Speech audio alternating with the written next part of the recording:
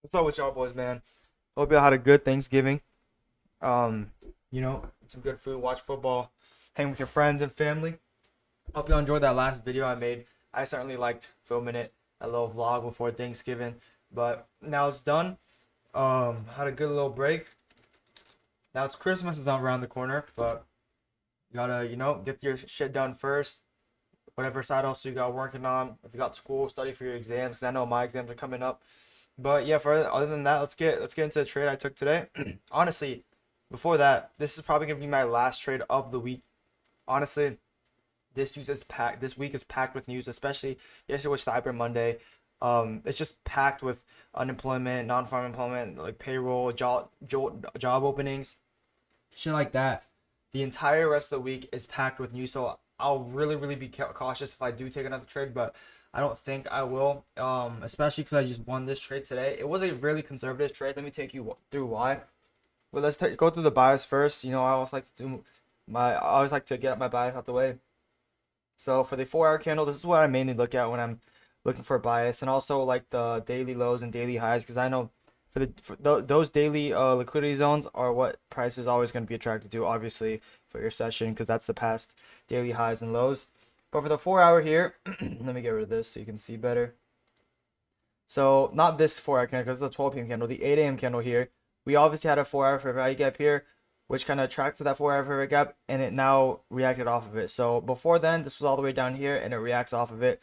So I knew before, until like right after we hit this 4 hour fair value gap zone, I knew that was gonna have a pretty much a bullish reaction off of it.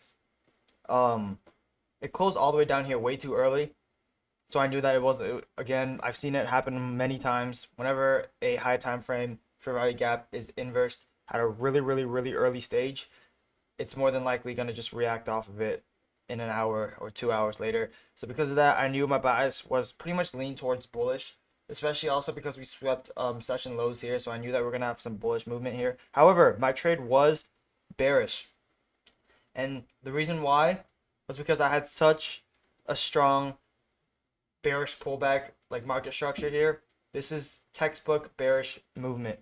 But because I knew that my bias was, my overall bias was bullish. This was a really short trade. Here I was looking primarily at what the 5 minute candle would do next. Usually I'd be looking at what the 15-minute candle would do next, but I knew that since my bias was bullish, I had to get out of this trade quick because I was trading against my bias.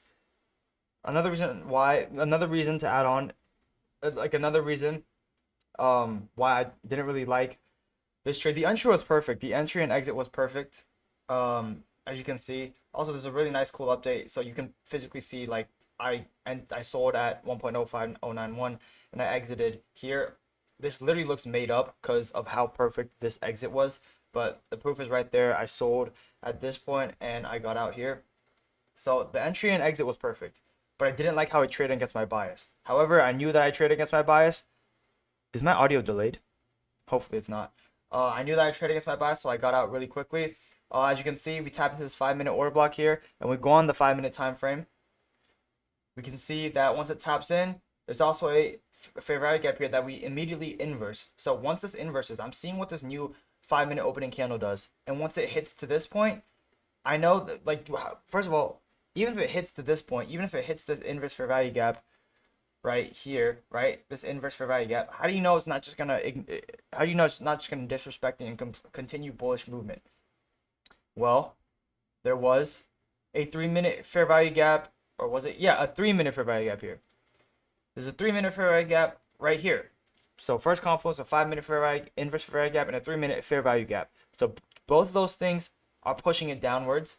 In addition to this hitting an order block and it breaking this 1 minute change in state of delivery, there was also another 1 minute fair value gap here. So three fair value gaps, essentially trying to push this price down.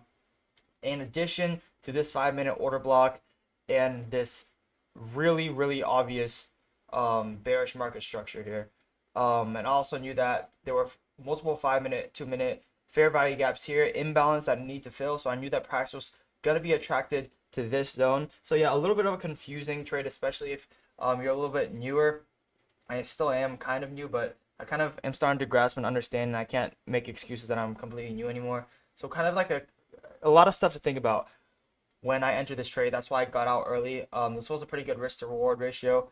However, I put my stop loss after that second formation candle, and I think I profited like $40. So I have what, $50 left until I pass my phase one, and then I'll be even closer to getting funded. But other than that, that was the trade recap for today.